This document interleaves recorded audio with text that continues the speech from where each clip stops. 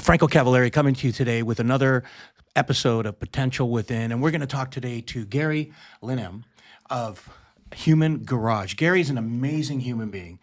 I've known him for a long time, since, I guess, more formally. Since 2016, Yeah. but it goes back 30 years. 30 years when we met first. Yeah. And then suddenly started working together, not suddenly, in 2016. But he's had an amazing evolution in healthcare, revolutionizing different methodologies of healthcare, chiropractics, fascial maneuvers. We're going to talk a little bit about fascial maneuvers. Just an innovator in the healthcare system. Garry, tell us a little bit about your entry into this fascial maneuvers and your mechanism of healthcare. Sure. I mean, I think it comes from, just like you, necessity. So like you were in pain, you had an issue you needed to solve, and you found a way to solve it. So same thing with me. I was in pain my whole life, and I'd gone through care, spent a couple $1 million trying to fix it, and wasn't getting the answers that I wanted. And eventually I just had to take things into my own hands. So in 2010, when I was at the peak of my dysfunction, I became a practitioner. Well, I entered into the business of hiring practitioners through a partner I worked with, and alongside learning and educating alongside the practitioners, and then became one as a result of it. I think at the end of it, it's just necessity is what drives invention. And like yourself, I had something I needed to solve, and I didn't feel good in my body. I was trying to farm the responsibility of that to practitioners and disciplines.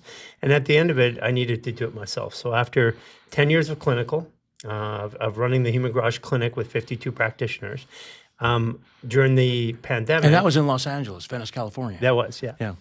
And then that's where we reintroduced. Yeah. Reintroduced.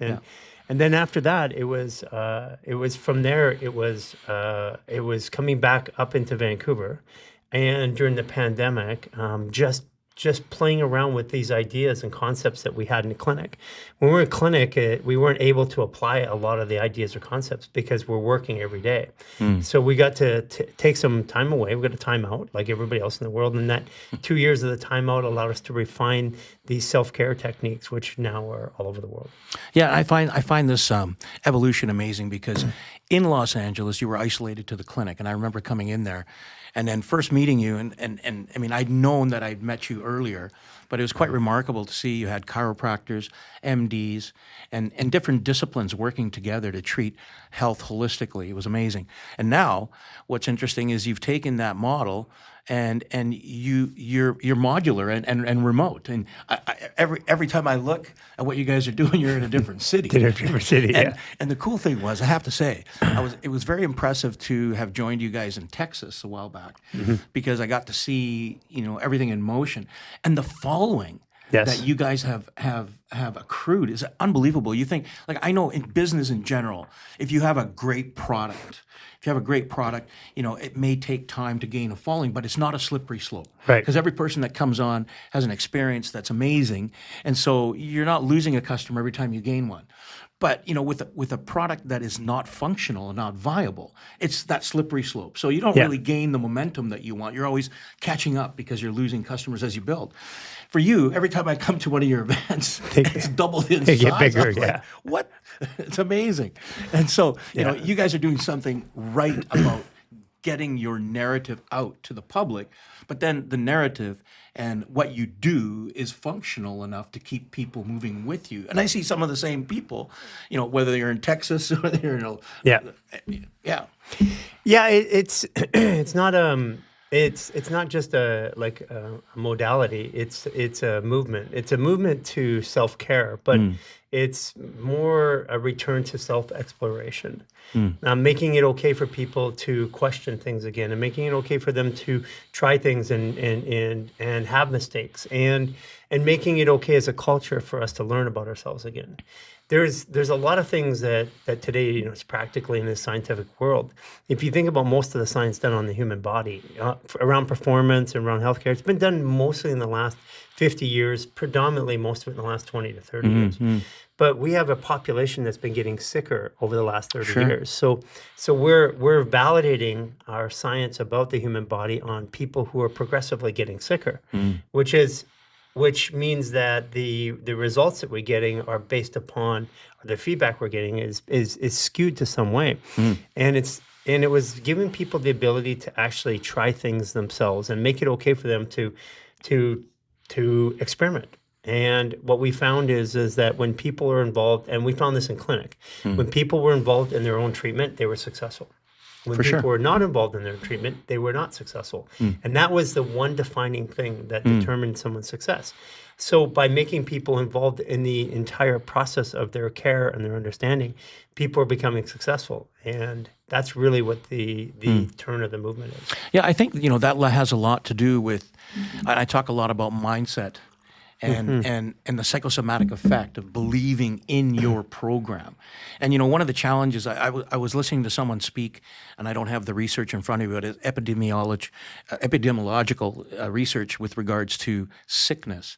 In 1950, they said between 5 and 7% of the population in North America had chronic illness, and they were talking about chronic inflammatory illness. Right. Whereas today, it's estimated somewhere between 55 and 65% of the population has one form of chronic illness. And I think that's low, actually. It's unbelievable, and I agree with you, because we have so many pollutants, xenoestrogens, and other things that counter the neutralization of illness in the body, our immune system, and so it's very difficult for the body to adapt as quickly as the environment has changed in the course of human evolution, right? But as you said, today people are looking for alternatives, and that's what has really allowed us as a company, Biologic, to flourish, and you to flourish, because the science is science. But if you're not looking in a direction, that science will never be found. Correct. And so we have conventional and complacent scientists and scientific programs that are myopic and working in a box, because that regulatory narrative is trying to keep everybody in a box. But discovery, as I've always said, discovery happens outside the box. You know, and so what you guys have done, I think it's very controversial, because it's outside the box of the common mainstream medicine. But the fact is that mainstream medicine isn't all that it's cut out to be, and we're seeing that now. Yes. It's not catching up with the pace that disease is expanding and infecting humanity at. I think I think at the core of it, we have to take apart and rip apart the elements of how we talk about it. Disease, the body's not at ease. So if I have fear and I hold that in my body, I'm not at ease. And when I have fear in my body, I fire adrenaline, norepinephrine, cortisol, and as a result, I eat food.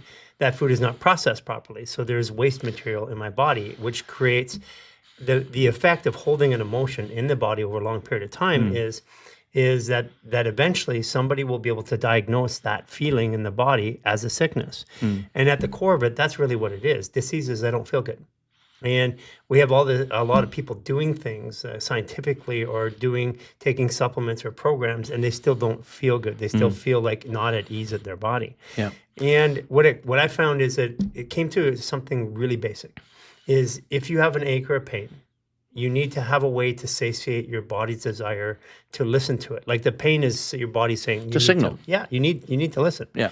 And if you don't have If you don't listen, it just gets worse, and you get a 5-alarm fire. That's exactly what happens. And you're dealing with it from the scientific side, where you're watching the cytokine storm effectively, which is a cascading series of the body's talking and I'm not listening. Yeah. And like you're not in convention. And what I mean by not in convention is that there's a box that the world wants you to be in, and there's a box the world wanted us to be in. Our way was we tried to train practitioners. They didn't listen. So we went with the solution to the end user. Now the practitioners are listening.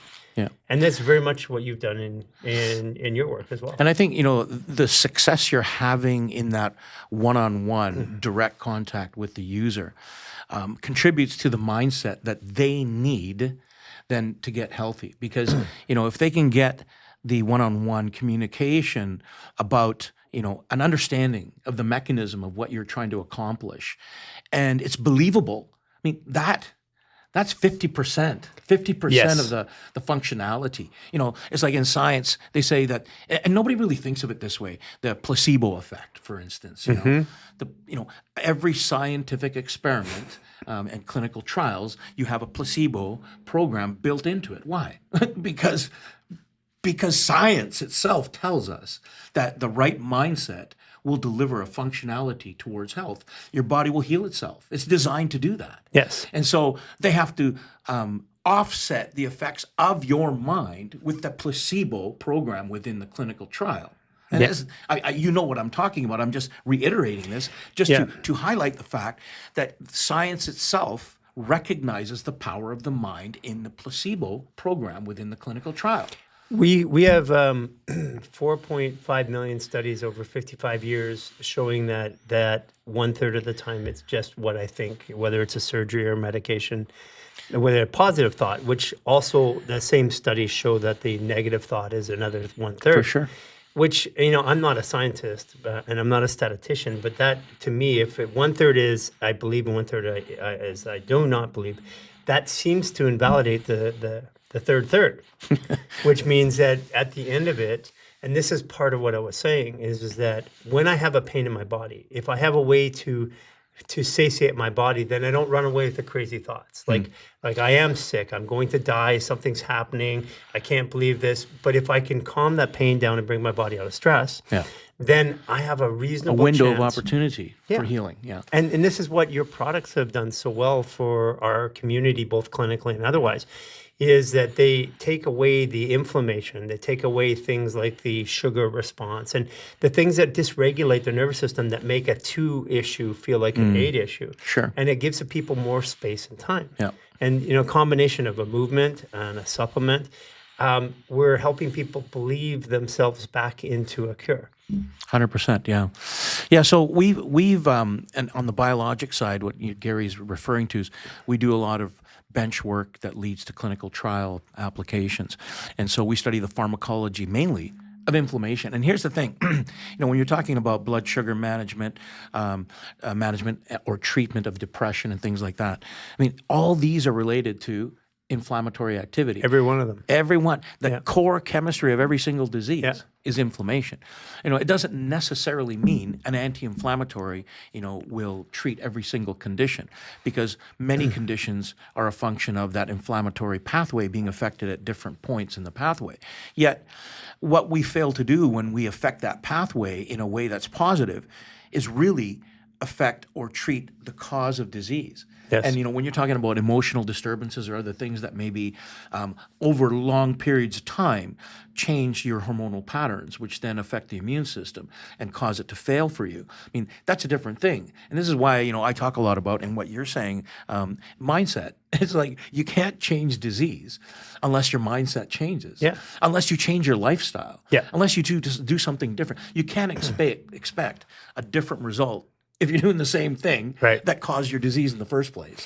Well, I think this is where people are at. They've been taught that they take a medication or get a surgery to end a disease, but the disease is, first of all, I firmly believe that every disease known to mankind starts emotionally.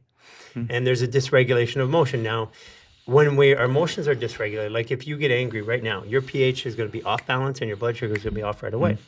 Now, if you don't have a corrective mechanism, eventually that's going to cause a dysregulation with your ability to adapt to the environment. And then over periods of time, with that same behavior, you're going to have something that we're going to measure that's uncomfortable for you. Yeah. And this is, this is why I say that one of the things is to feel emotionally stable. And I'll give you something that came from the clinic. It might be interesting to you. So we would run these subclinical lab panels. So we would run blood and hormones and all this, but we had this one test that would just basically test how hard your organs were working, to summarize it. And before every test, if somebody was going to have a test that looked bad, I would warn them, because the lab would send them the results in the United States to them directly. And it would be all red and they would freak out and they called me at 2 a.m. So I had a lady that came in, she was overweight. And I said to her, listen, when you get this lab back, you're going to have all these reds and yellows. Don't worry about it. We'll talk. We're going to work our way through it. Anyways, her lab came back 100% green. And I'm like, I called the lab and said, something's wrong with your lab equipment. And so basically, we had tested 20 people that day. We reset all the equipment. We brought everybody back in for testing at my cost. only to find out that every test was exactly the same as it was the previous day. And it took me 2 weeks worth of work, cost me tens of thousands of dollars to do that shutdown because something was wrong.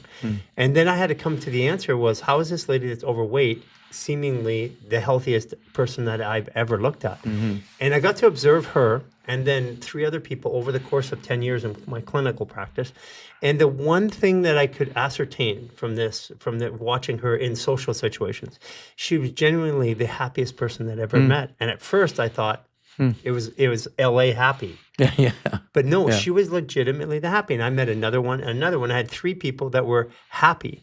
And irrespective of what traditional looking at the body saying they were unhealthy, they were actually, their bodies were performing in a healthy way. And it drove me to think about the fact that how I perceive my environment, and that's perception, how I frame it up, and how my emotions react to that is really what sustains my health over a long period of time. 100%. Yeah, 100%. Yeah, that's amazing. I'm relating as you're speaking to studies that speak to exercise, because interestingly, exercise affects the body in so many ways, from mood, hormonally, and I talk a little bit about myokines all the time, where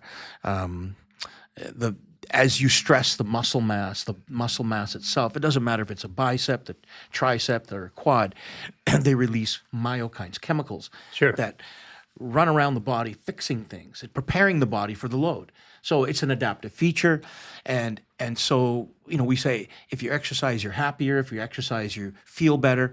And in fact, you can have someone who's obese, and the benefits of exercise start happening way before any weight changes take place. Yes. And all of that is about 2 things. One, the mindset's changed. I'm doing something about this now. And I feel better right away. I feel better about myself because I'm doing something. So using that from a scientific point, if I have that feeling that I feel better about myself and I take a small action, which isn't even very physical, isn't my body itself then producing that same kind of adaptive reaction? Exactly. And so I haven't studied that, but I know that there are neurochemicals that do affect the body in a way that's positive when you're thinking positive, right? We've known this from science. I relate it more to the biochemistry that I study, because that's what I study directly.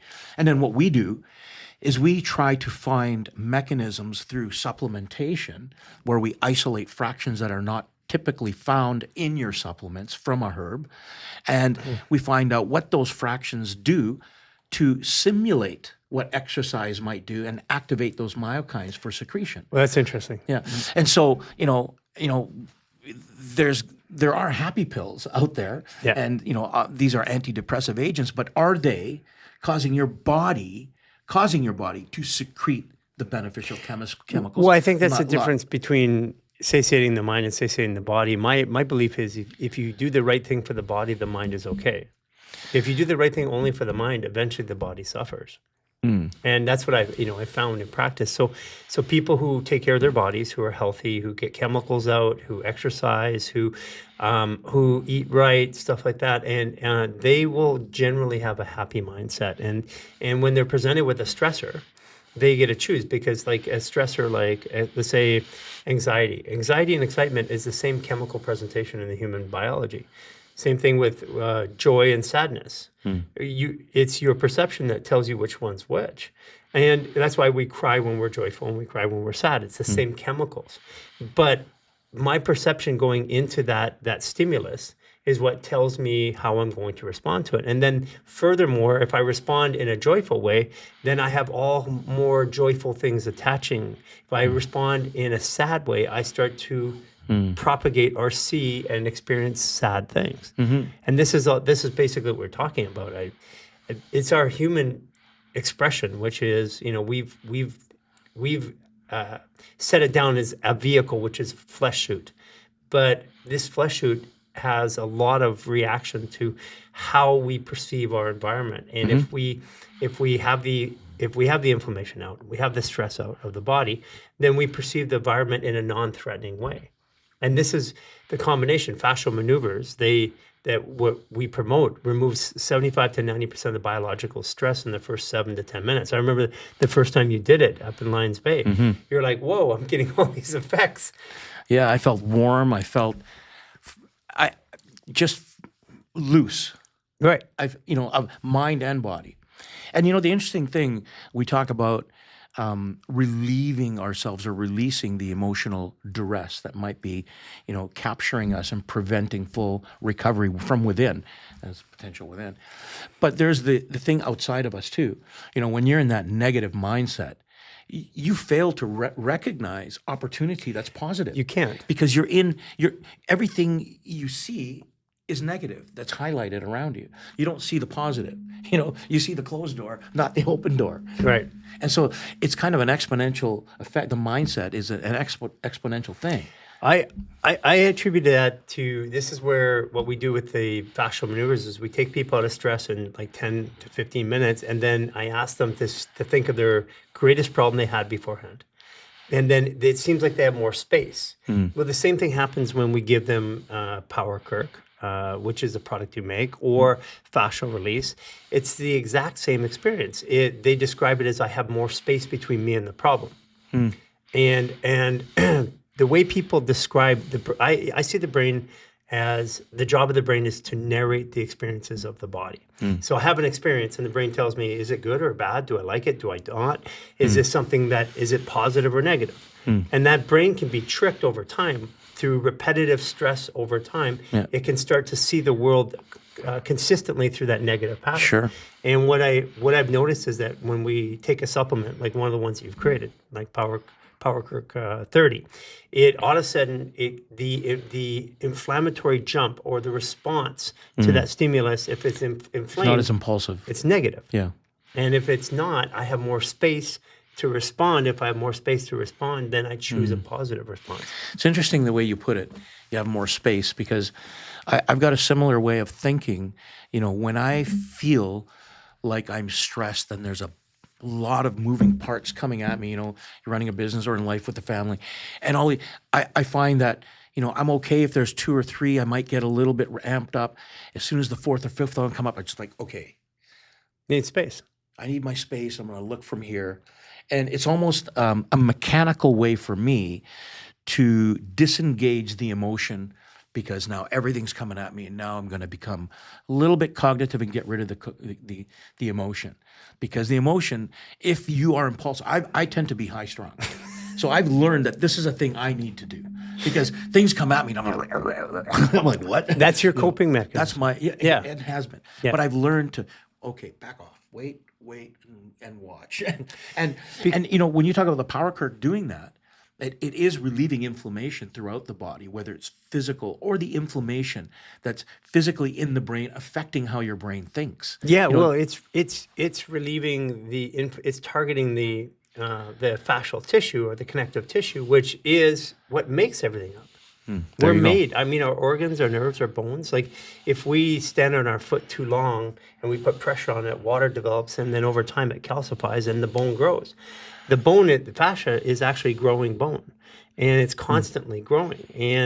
And so when you're giving your body that space, that time, that anti-inflammatory, it allows the body the ability to adapt, and that's what it creates. And another way to say it is that when I have dopamine, I'm extremely focused. The negative side of that focus, or another way to focus the body, would be adrenaline. Norepinephrine, Sure. Poof, extremely focused. One is positively focused. One is, I got to get out of jail focused. But the other side of that is, I see all the options. That would be a serotonin-rich environment. And I find that when we take Biz-demoxy curcumin Power Kirk, it actually immediately drops the stress down, and so that the dopamine activities in the body start to come up, and I see the options. The same thing happens when you have a fascial maneuver and you do it. Now, when you add the two together, you have space and time. It is, a lot of people are taking it for disease. A lot of athletes take it for recovery. But the truth of it is for me, I use these supplements in conjunction with the maneuvers for performance. Absolutely. Yeah. And that's how it started for me. Yeah. Originally, my dive into curcumin. It was so long ago that curcumin wasn't even around. It was hard to find. Sure. And that was in 1990, 1989. I mean, historically, it's been around a long time in India, but in North America, we didn't see this in health food stores until around the 90s. Right. And I used it to help recover from performance, like from training. I mean, we were squatting 700 pounds at the time, 7 plates, it was just something stupid. And, 550-pound bench press, training 7 days a week, 8 if there was an 8th day. And I needed recovery support. But later on, and as you said, you evolve what you do based on personal need. I was sick in 1991, and I found that curcuminoid was helping take the edge off the disease that I didn't know I had. Right. And so then I began to study from that standpoint. But today, if I'm not taking it, it's become so much a part of my life that I feel like, I can't get up in the morning as smoothly as I do. I'm rickety. I put on weight faster. I don't react in the day the way I want to react to emotional impulse. And I can be pretty high strung. These people here can tell you, there's times when they come to, is everything okay in here? Yeah, everything's fine. My dog who comes with me to the office, he'll go to the other office when he sees things are ramping up a little bit. But if I don't take my ashwagandha and my curcumin, I can go off the rails. And as a mature man, I've learned to, pull back and control that, because as much as, that intensity has been something that has propelled me in life, it's also, it's that double-edged sword that takes you down in a sense of adversity. So I've gone through that experience myself, and what I've found is to step into what the next biggest issue is in human health or recovery. It's basically water. If we go back, 75 years ago, we were taught that the body was 80% water. 30 years ago, when I studied it, when you and I started studying it around then, 30, 40 years ago, it was 70% water. Today, effectively, we're teaching in med school today that we're 60% water. And I've been on the path to reverse that. I mean, you haven't touched me since then, but feel it. Very malleable. Feel my ear. Wow. That's the same consistency as the 6-month-old baby. And what I found is I was taking the edge off with using anti-inflammatories and working out. But I wanted to I wanted to move past the edge. And what I found for myself personally is that as my water content, which is demonstrably different than the average person, I found that I have more space again. And so what we're seeing out there, and to put this in perspective, we have 4.5 million people online today. We have about 40 million people around the world doing this. We are getting about 1.5 million a month. We have doctors and practitioners which prescribe our program daily that people aren't even online. And what we have noticed, we get currently up to 1 million questions a month. Wow. Health questions. Wow. And we're starting to see them come in like a big research project in a way that I've never seen before. But what we can tell is that it's like a tsunami. There's a cascading series of issues coming at us. And what we found is that because a lot of people can't even get our supplements, or your supplements, our supplements, because we're all over the world in 80 countries. But what we found is that when we get silica and the full 102 minerals in their body over a period of 3 to 6 months, most of their disease processes start to revert or change or go away. And we have now literally tens of thousands of people that have shown us medical evidence of disease reversal. And it just seems to reduce stress, mineralize the body, increase water. That makes sense. The basics, right? Yeah. And the mineralization helps the body neutralize pH, both ends of the spectrum. Which is not just alkaline and which is the hardest thing for the body to manage. 100%. I mean, that's where all the stress comes. Pushes towards acidity, especially as it processes food, disease, environment, right? And so it's easy for the body to stay in that low pH state. When we say low pH, we're not talking about like pH 2, 3, 4. The body controls pH very meticulously. Absolutely. But micro changes affect the body in profound ways. Profound ways. And this is what I say to people all the time. They're doing everything to manage their blood sugar and their pH and stuff like this.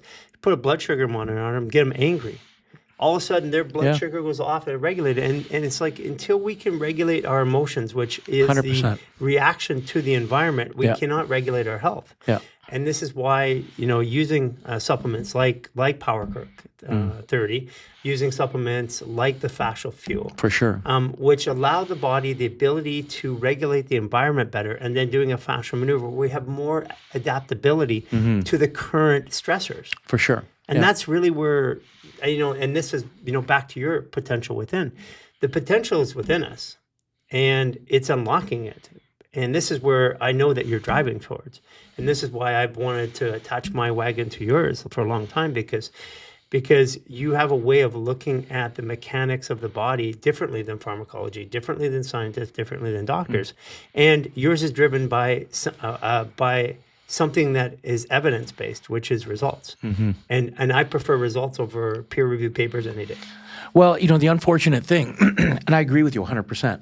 The unfortunate thing is that, as we move forward, we got to have a hybrid model where you are appeasing, this is my opinion. It's not necessarily everybody else's, but appeasing what is needed in terms of the science. So we do. You are. We do publish, peer-reviewed journals. You are. And that is important. It is important. Yeah, and I think it helps to create credibility because the average public, as well as the average professional, is looking for that. The reality is, how's it working in real life? Well, that's the reality. I feel honestly, though, Franco, you can put this as a mark, and you can check out what I say in 36 months. 36 months from now, nobody's going to care about the science anymore. What they're going to care about is, does it work? And do I trust you? Did it work for you? And how many other people? But that's what's building your business too. Like, that is a big part of it is there's science that supports what you do. Yes. But the bigger part of it is what I've seen is this movement that you're creating, where you're taking all these people with you to all these events who've had life-changing experiences. Yeah. And those are powerful drivers for building the business, right? I mean, we got parents working with kids that have blastomas that are reversing them. We have autoimmune diseases that people are reversing themselves. We have tens of thousands of women between 55 and 67 coming out of menopause. I have a 65-year-old that's going to get pregnant, and after being in menopause for like 20 years. Now, we're not even pretending that we know the human body. And I want to go back and say something that because I'm not a scientist like you. I'm a scientist in a different way, but we pretend that we know the human body. And so the one thing that stuck me is, and you'll know this better, but we have like between 5 and 20,000 proteins per cell. And I could be wrong on the number, but that's about right. And so let's average it at 10, just for this example. Everything from thinking to blinking requires the use or exertion or the function of a protein. It makes it all happen. Oh, it's thousands of a blink is made up of hundreds of thousands of protein reactions, right? So pathways that So we have, let's just average it at 10,000 proteins per cell. We have 50 trillion cells, so we have 5 quintillion protein. We scientifically, I think, have only identified like 100,000 maybe. Well, look, I agree. I know where you're going. Every scientist, like I did my doctoral work on NF-kappa B signaling, which is inflammatory signaling pathway. Sure. And when you do PhD work, usually it's myopic because you're focused. Yeah, absolutely. It was, my own obligation and duty to expand just because I wanted to know more about how it integrates holistically within the body. But any scientist that's done a PhD or MD, they realize in due time, the more you know, the more you know you don't know. It's just hard to explain so many aspects of the science that looks solid, and you look past that, and now you don't know why. So let's extrapolate that into culture. It's like we legitimately know 100,000 of 5 quintillion. So it's time for us to from a scientific standpoint, to stop pretending that we know everything and to do what you're doing, to go back and experiment and test outside the boundaries again.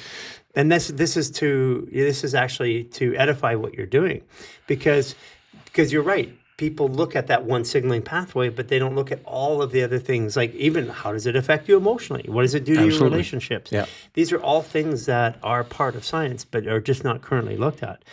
And I like the view that we don't know anything, because if we don't know anything, everything we have is discovering, and we're finding new things, and we're open to it. But there's a current driving to say the science is settled, we know everything about the human body, and we don't know shit. No, we don't. We don't. And I know that when we talk about, and I had my own problems, when I was doing my doctorate at the university, because there's a narrative, and the narrative is something that you need to stay with. And, I know medical practitioners fight also with. Are you talking about that yet? I haven't. Because I mean, I know the backstory. I haven't spoken openly about, my Because what they were hardships. doing to you is they were trying to control you and put you in a box, and you were saying, but this doesn't make sense. There's a whole world out here.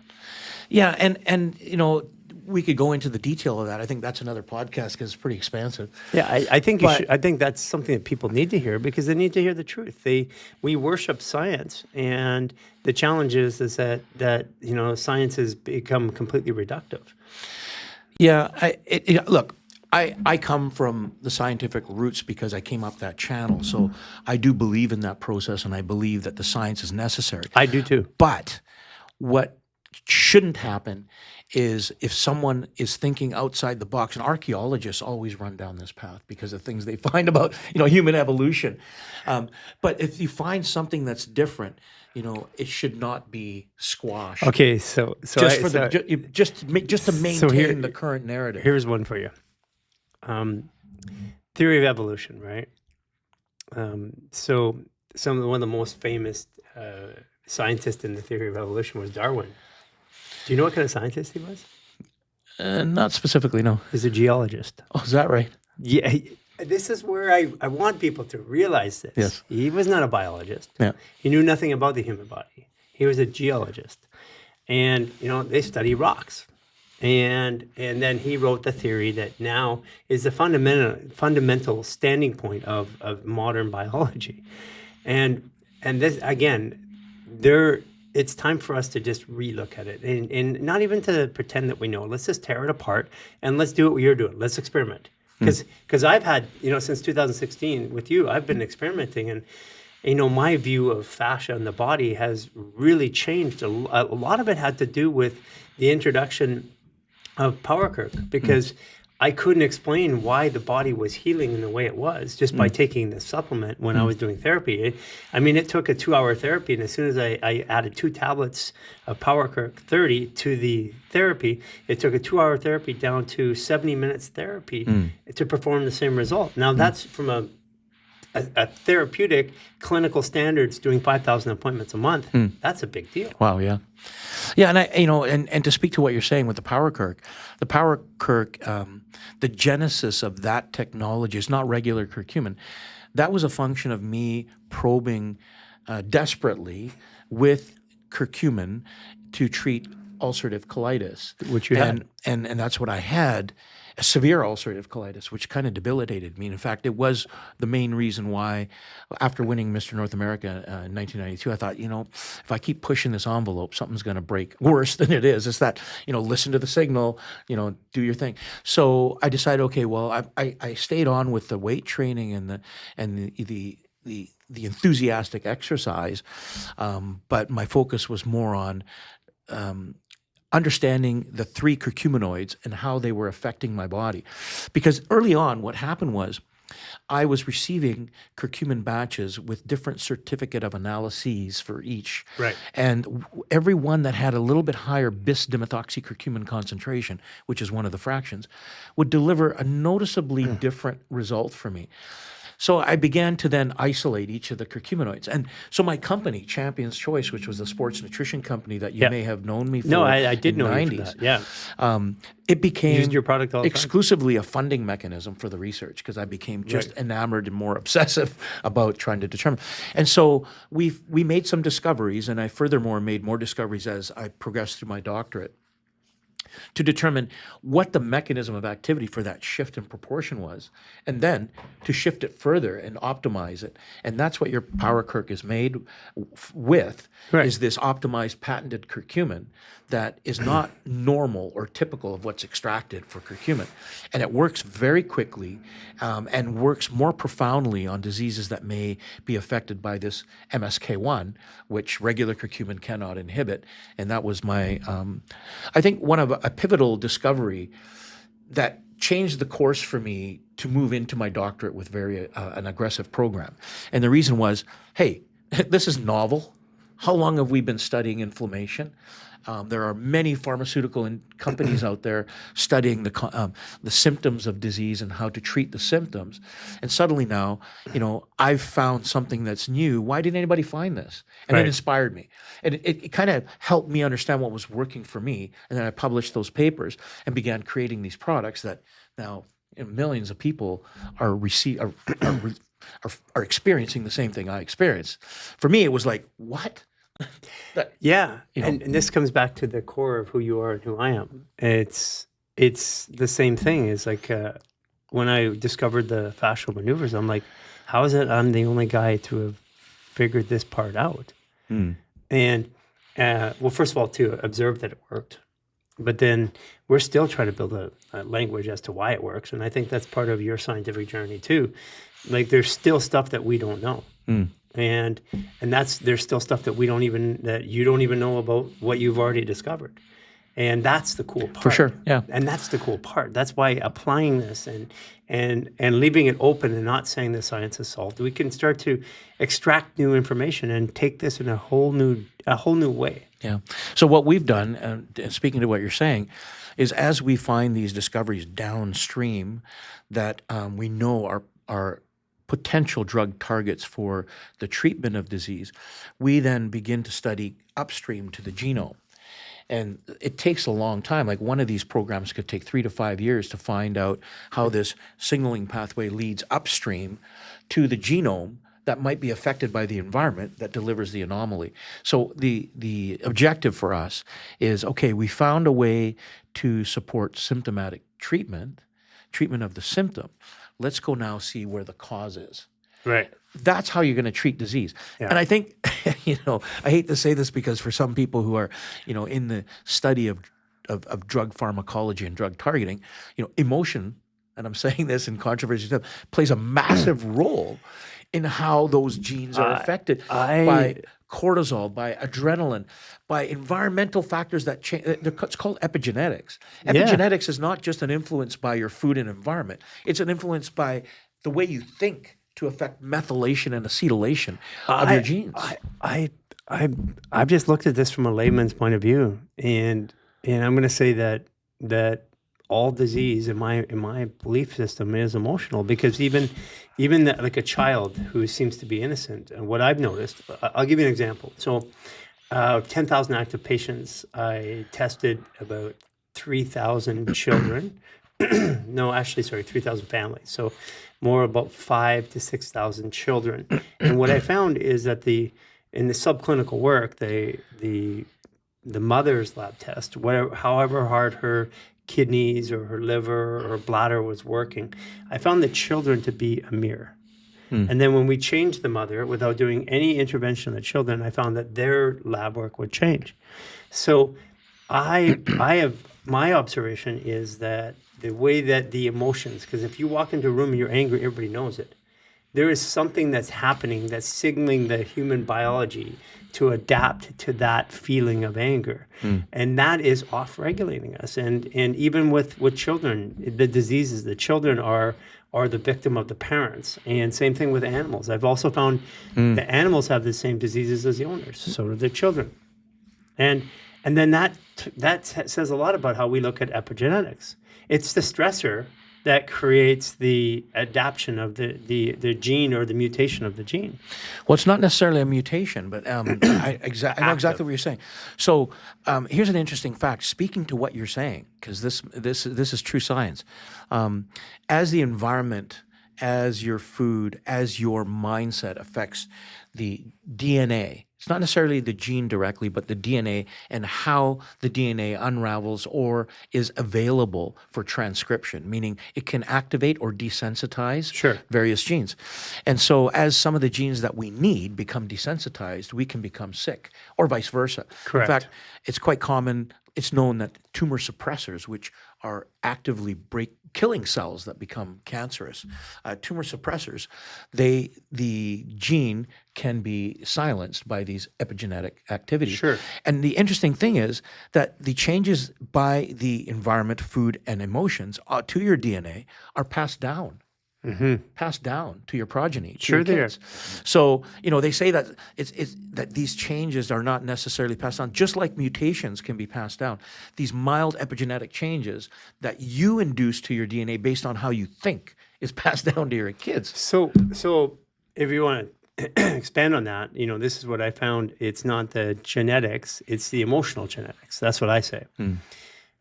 Like we have a family situation. A husband and a wife come in. They sit down at the kitchen table. They eat with their kids through the same emotional response. And the stimulus is they put food in, which fires all these hormones. And that cascading series of food, that chemical concoction, programs the biology to start thinking the same way as the parents, or reacting to stimulus the same way, because we eat the same food. 100%, yeah. And that is more likely the passing of genetical disposition to me than anything else that I can see. And again, from a layman's point of view. Yeah, so, I talk about it a lot in Potential Within, where, if you have the same diseases as your mother and father and the grandparents, everybody says, okay, well, there's a genetic component. Yeah. Sure there is. But you've also learned the same eating habits, lifestyle habits that are usually carried down. That's what And so it is. those that's influences, really what it is. Yeah, the influences on your genes are the same, and you do have the same genetic profile. So of course you're going to have a similar outcome. Yeah. But if you change the influence, it changes the outcome from the genes. And so this coming back to, what is disease and what is healing? And, healing implies that we're sick, but the disease itself is actually just saying, I need you to look over here. It's a body saying, I need your attention. 100%, When you put attention on it, the pain tends to subside. And I demonstrate this for pain in people all the time. And so pay attention to it, whether it's physical, emotional, or perceptual. And then when I pay attention to it, in order for me to pay attention to it, if I'm distracted, it's hard for me to pay attention. And if I'm distracted by my work, by inflammatory processes, which are causing my brain not to be able to think or process, this is why taking my body out of stress over a long period of time and habituating a state of not being in stress seems to be the best way for the body to adapt to the environment. In other words, to remove the feelings of not being at ease, which is disease. Yeah, 100%. That's my way of describing it. And that was my own journey, because I had a lot of stuff going on in my body. Even when I left clinic 5 years ago, I was not healthy. When I came down here and saw you the first time, I was coming out of a lot of years of not being healthy. I was doing everything. I was taking all the supplements, doing all the treatments, but inside I was an emotional wreck. And as I started to unravel that and get my body out of stress long enough and remove the stressors, for me, we fasted for 44 days. We isolated ourselves for 2 years. Not many people could do that. But what I learned through that experience was that I can take my stress down through a supplement, like through Power Kirk or through Fascial Fuel or through Fascial Release. I can take my stress down through the way I think, the way I move, the way I breathe. I can take the stress down by eliminating the chemicals in my food.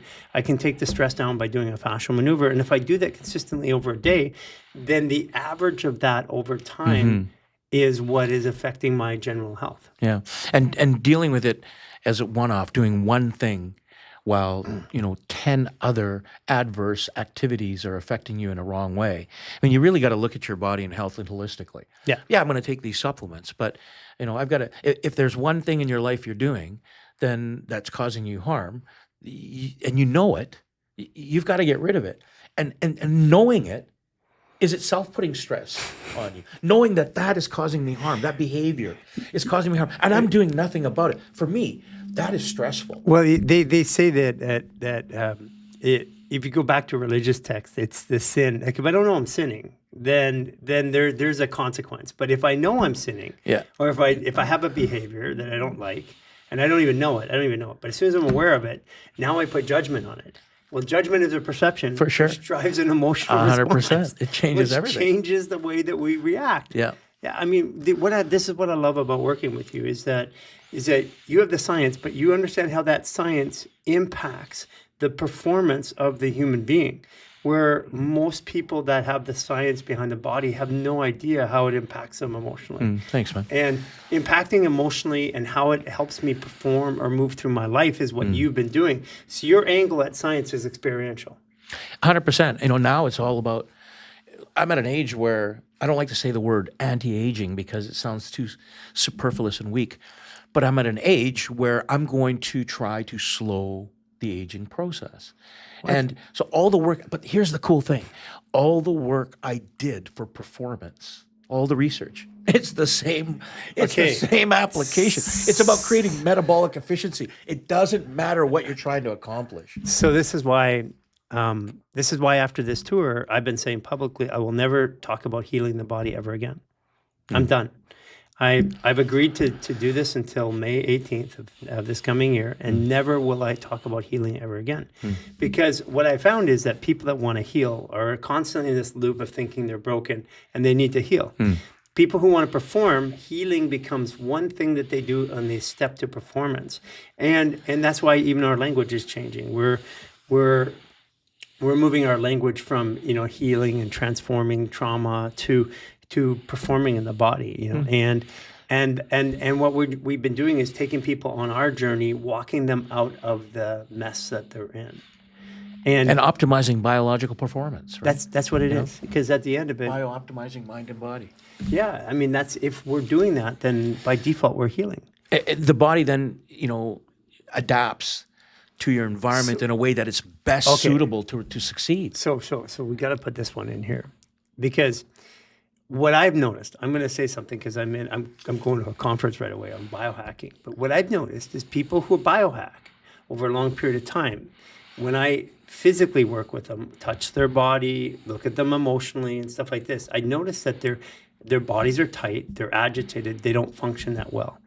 And what do you think about this whole idea of constantly putting more in the body? Because that's what biohacking is about. Yeah, biohacking, there's different, personal opinions of what biohacking is, but you're bending the chemistry of the body by biohacking, by the very nature of the definition. So, and how accurately can you be bending that chemistry? We humans, how do you know that you're bending it in the right direction? Well, that's the point. I've noticed that the biohackers that I've been working with over the years are starting to have less function and do more to maintain themselves. That's what I'm noticing. Yeah, it's focusing in one area, Yeah. usually focusing in one area where they have deficiency. And, what we're trying to do, and I talk about this all the time, what we do is really biohacking, but it's upstream at the genetic level where we're trying to we're trying to say to the body, fix yourself. Well, you can't fix the body. You're right. At the core of it, you're actually doing something that others aren't. You're not. The products that you produce are enabling the body to function at a greater level, and your belief is that when the body moves and functions, it performs and heals. Exactly. And that this is different. Giving your body the window of opportunity to do its job. That's exactly okay. This is where you and I agree, and this is why, like I said, years ago, I want the world to understand or to experience what the science that you brought. I said that to you in 2017 because I realized that what you weren't doing is you weren't taking away a function of the body or a function of supporting the body, which most pharmacology does, or even nutraceuticals. You are looking at how does the body optimize its current function. Yeah, and to speak to that specifically, and we don't want to push this along too long. I know you're going out for another podcast shortly. We look at what the body does naturally, the myokines that I was telling you earlier Right. about. What does the body do naturally to adapt and restore and recover the metabolism and general insulin function? What does it do? What are the chemicals it's secreting? And then we go in and say, okay, we don't want to change that. How do we prompt that muscle to secrete that chemical again, whether you're working out or not? What is the upstream genomic signal that we need to ping to do that so that we synergize what you would do with exercise, not to eliminate exercise, Right. because there's things that exercise does that we don't even know about today that, optimize the body and the mind. So, we're not trying to change how the body works. We're trying to take advantage, if you will, of what the body does to restore and heal, and then nudge it along and get it to push that along. I mean, that's back to the origin of your belief system. You came to science through experiential. I mean, you were validating your own experiences, which is different than studying something that you have no experience with personally. And there's a different passion all about it. Like Absolutely. the intensity with which you approach that is very different than, a topical study of, a doctoral thesis. Well, if I want to learn from somebody, I learn from somebody who has an experience. And that's what I found in my life. For me to be successful is to take somebody who has an experience in something, not somebody who's thought about it, talked about it, written about it, studied it. Somebody who's solved an experience or had an experience in their life can convey that, because they're conveying the emotion. And It's not coming from here. Right. It's coming from here. Right. Yeah. And then my brain will develop its own truth on that emotion. 100%. And yeah. that's really what I like about what you're doing, because it is emotional. It is something that you believe in, and you didn't go to school to study this to work in the field. You went to school to try to help understand what you were already getting 100%. and achieving. Yeah. Yeah. And and the same with you. I gotta say, like, I'm just with Mike. These guys are unbelievable.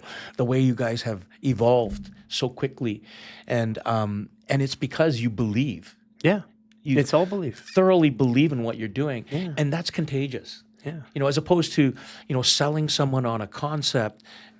Up here, you're selling them on a concept where you believe. Yeah. That this is beneficial for mankind, and it's good on you.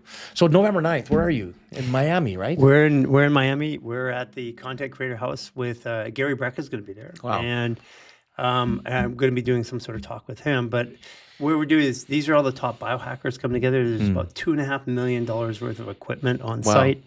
And what we're going to be doing for the first time ever is showing the performance side of fascial maneuvers. Oh, great. And so we're going to be taking people from in the morning through that performance side, which I'm super excited about. Because the focus, or the attribute that we focus fascial maneuvers on, is trauma or healing. But there's a whole other, it's sometimes similar things you do, but for a different reason. And I want people to see where this was born. This was born in making Olympic athletes run faster. Wow. And I want people to see that. Good for you, man. That's awesome. I'm proud of you, man. Good job. Thanks for coming to Potential Within. I hope we can do these more frequently. I think we should. And I think it's time to blow up the scientific discussion. For sure. And put some heart back. And like we've talked about, doing some research work together. I mean, we've got a full-blown drug lab downstairs. And I got people all over the world. I got test subjects all over the world. Yeah, we can work with that. Yeah. That's great. All right, Yeah, thanks for coming. Looking my friend. forward to this. All right, take care. Okay.